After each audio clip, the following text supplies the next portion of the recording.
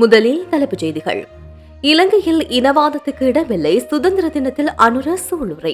ஆயிரக்கணக்கான ராணுவ வீரர்களுக்கு பதவி உயர்வு. பதவியிலிருந்து தூக்கப்பட்ட ஸ்ரீதரன் எம்பி பறக்கும் சுமந்திரனின் கடிதம்.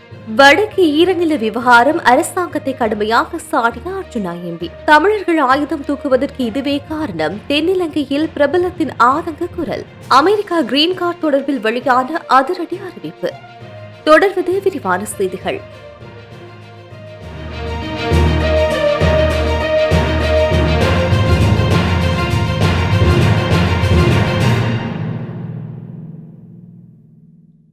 இலங்கையில் எந்தவொரு இனவாதத்துக்கோ அல்லது பயங்கரவாதத்துக்கோ இடமளிக்கப் போவதில்லை.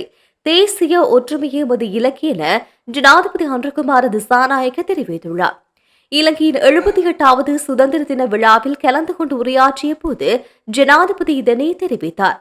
கல்வித்துறையில் பாரிய மாற்றத்தை ஏற்படுத்த தான் தயாராக இருப்பதாகவும், நாட்டின் கல்வித்துறையில் மிகப்பெரிய மாற்று யுகம் ஆரம்பிக்கப்பட வேண்டும் எனவும் ஜனாதிபதி வலியுறுத்தினார்.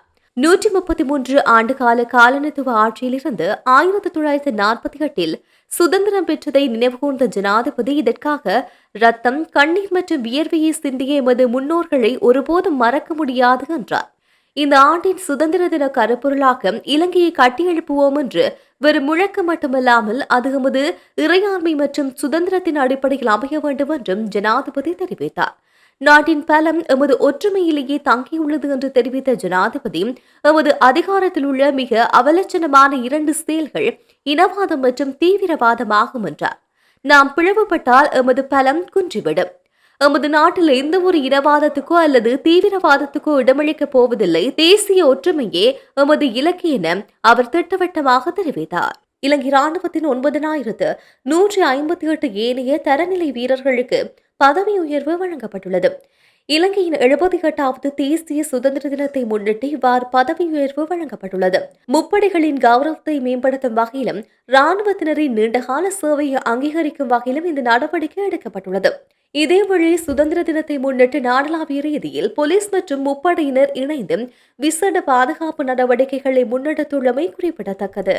இலங்கை தமிழரசுக் கட்சியின் நாடாளுமன்ற குழு தலைவர் பதவியிலிருந்து ஸ்ரீதரன் எம்பியை நீக்குமாறு கோரி சபாநாயகருக்கு கடிதம் அனுப்பப்பட்டதாக அந்த கட்சியின் பதில் பொதுச் செயலாளர் எம்.ஏ. சுமந்திரன் தெரிவித்துள்ளதாக செய்திகள் வெளியாகியுள்ளது.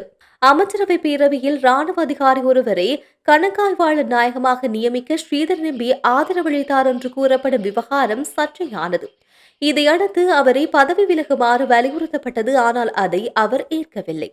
இந்த நிலையில் தமிழரசுக் கட்சியின் பதில் தலைவர் சி.வி.கே. சிவஞானம், பதில் பொதுச் செயலாளர் எம்.ஏ. சுமந்திரன் ஆகியோரின் ஒப்பந்தத்துடன் நாடாளுமன்ற செயலாளர் நாயகத்துக்கும் பிரதியிட்டு சபாநாயகருக்கும் இந்த கடிதம் நேற்றைய தினம் அனுப்பி வைக்கப்பட்டதாக தெரிவிக்கப்பட்டது. அத்துடன் அரசியலமைப்பு பேரவையின் உறுப்பினர் பதவியிலிருந்து பதவி விலகும் வரை ஸ்ரீதரன் எம்பி அந்த பதவியில் தொடர முடியாது என்று தமிழரசுக் கட்சியின் 8 நாடாளுமன்ற உறுப்பினர்களுக்கு அறிவிக்கப்பட்டுள்ளதாக சுமந்திரன் தெரிவித்துள்ளார். அரசியலமைப்பு குழுவின் முடிவின் பிரகாரமே இந்த தீர்மானம் எடுக்கப்பட்டதாகவும், கட்சியின் தலைவரின் அறிவுறுத்தலின்படியே இந்த தகவலை அறிவிப்பதாகவும் தமது கட்சியின் எம்பிக்களுக்கு அறிவிக்கப்பட்டுள்ளது என்றும் சுமந்திரன் குறிப்பிட்டுள்ளார். இதேவேளை இலங்கை தமிழரசுக் கட்சியின் நாடாளுமன்ற குழு தலைவர் பதவியில் இருந்து நாடாளுமன்ற உறுப்பினர் ஸ்ரீதரனை நீக்கும் முடிவு கட்சியின் அரசியல் குழு கூட்டத்தில் தீர்மானமாக எடுக்கப்படவில்லை என்றும் அந்த கட்சியின் மட்டக்களப்பு மாவட்ட நாடாளுமன்ற உறுப்பினர் ஸ்ரீநேசன் தெரிவித்துள்ளமை குறிப்பிடத்தக்கது. வடக்கில் உள்ள ஈரநிலங்களை சுவீகரிக்க முயற்சிப்பதாக நாடாளுமன்ற உறுப்பினர் ராமநாதன் அர்ஜுனா தெரிவித்துள்ளார். இதேவேளை தெற்கில் உள்ள ஈரநிலங்களை அரசாங்கம் பாதுகாத்து வருவதாகவும் அவர் சுட்டிக்காட்டியுள்ளார். நாடாளுமன்ற அமர்வில் நேற்று கலந்து கொண்டு உரையாற்றிய போது அவர் இந்த குற்றச்சாட்டை முன்வைத்தார். அவர் மேலும் தெரிவிக்கையில், நாட்டின் தெற்கு மாகாணங்களில் அமைந்துள்ள ஈரநிலங்களை பாதுகாப்பதில் அரசாங்கம் விசேட அக்கறை காட்டி வருகின்றது. இருந்தபோதிலும் வடக்கு மாகாணத்தில் உள்ள ஈரநிலங்களை அரசாங்கம் தமது கட்டுப்பாட்டின் கீழ் கொண்டுவர முயற்சிப்பதாக குறிப்பிட்டார். அரசாங்கத்தின் இவ்வாறான பாராபட்ச செயற்பாடுகள் குறித்து தமது கண்டனத்தையும் அவர் பதிவு செய்துள்ளார். இலங்கையில் தமிழ் மக்களுக்கு சுதந்திரம் என்று ஒன்று கிடைக்காததால் தான் அவர்கள் ஆயுத போராட்டத்துக்குள் தள்ளப்பட்டதாக தென்னிலங்கை பிரபல இயக்குநரும் தமிழ்நாடு லட்சிய திராவிட முன்னேற்ற கழகத்தின் தலைவருமான டி. ராஜேந்திரன் தெரிவித்தார். ஈழதேசத்தில் அனுஷ்டிக்கப்பட உள்ள கருப்பு தினத்துக்கு பூரண ஆதரவை தெரிவித்துக் கொண்டு அவர் மேற்கண்ட கருத்தை தெரிவித்தார்.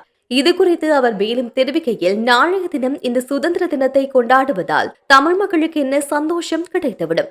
விடிவு கிடைக்காததால் தான் தமிழ் மக்கள் கடலில் தத்தளிப்பது போல தள்ளாடுகின்றார்கள். ஈழத்திலிருந்து மக்கள் இடம்பெயர்ந்து உலகம் முழுவதும் அள்ளி வீசப்படுகின்றார்கள் என்றால் என்ன காரணம்? தங்களுக்கு கிடைக்க வேண்டிய சுதந்திரம் கிடைக்காததால் தான் அவர்கள் அவ்வாறு இடம்பெயர்ந்துள்ளார்கள்.